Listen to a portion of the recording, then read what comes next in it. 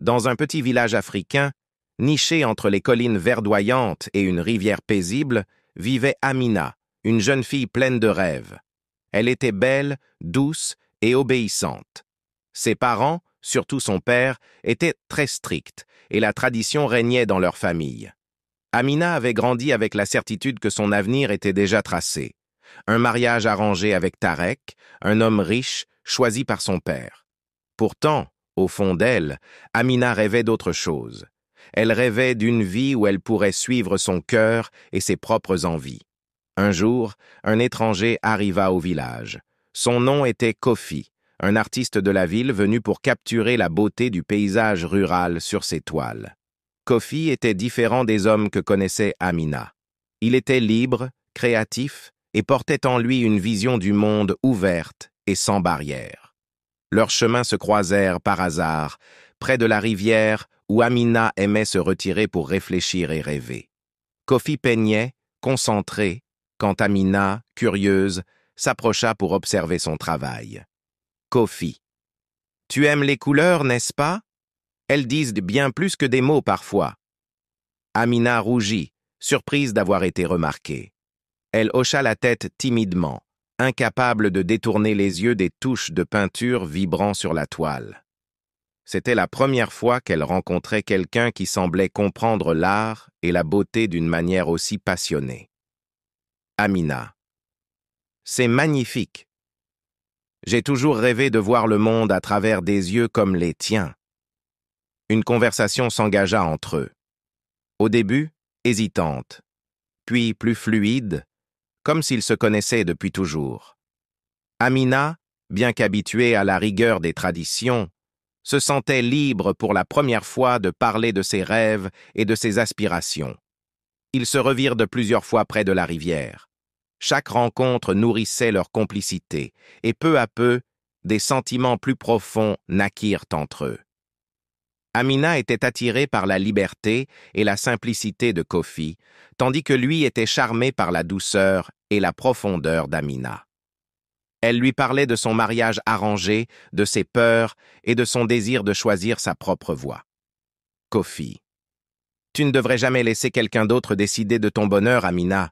La vie est trop courte pour ne pas suivre son cœur. » Ces mots résonnèrent en elle.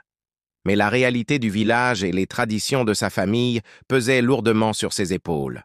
Le père d'Amina finit par découvrir la relation naissante entre sa fille et Kofi. Un jour, alors qu'Amina revenait d'une rencontre secrète avec l'artiste, elle trouva son père en colère, l'attendant sur le seuil de leur maison. « Père d'Amina, que faisais-tu avec cet homme, Amina? Tu es promise à Tarek, un homme digne de toi, capable de te donner une vie de confort et de respect. Ce Kofi n'est rien. » Amina trembla devant la fureur de son père, mais elle essaya de s'expliquer. « Amina, papa, Kofi est différent. Il me comprend, il m'écoute. Je crois que je l'aime. » Père d'Amina. « L'amour? Tu parles comme une enfant. Ce n'est pas l'amour qui te nourrira ou qui protégera ta famille. Tu vas épouser Tarek et c'est la fin de cette histoire. » Les jours qui suivirent furent sombres pour Amina.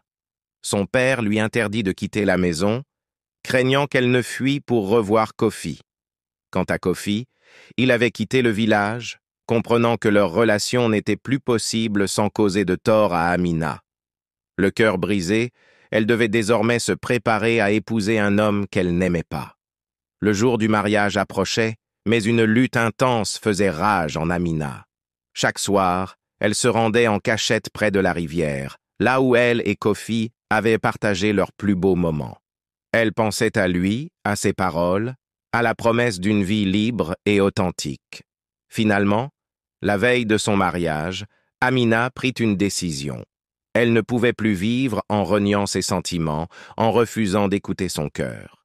Alors, sous le clair de lune, elle prit le peu d'affaires qu'elle possédait et quitta discrètement le village. Elle savait que cette décision la séparerait peut-être à jamais de sa famille, mais c'était le prix à payer pour choisir son propre destin. Elle marcha longtemps, le long de la rivière, jusqu'à atteindre la ville voisine où Kofi vivait. Elle le retrouva dans son atelier, entourée de toiles et de couleurs. Lorsqu'il la vit entrer, essoufflée et tremblante, son cœur se serra. Kofi, Amina, tu es ici. Amina hocha la tête, des larmes aux yeux. Amina, je suis ici parce que c'est là où je dois être, avec toi. Kofi s'approcha d'elle, ému. Ils s'étreignirent, se tenant l'un l'autre dans une promesse silencieuse d'un avenir qu'ils allaient désormais bâtir ensemble. Le lendemain, dans le village, les préparatifs du mariage battirent leur plein. Mais Amina n'était pas.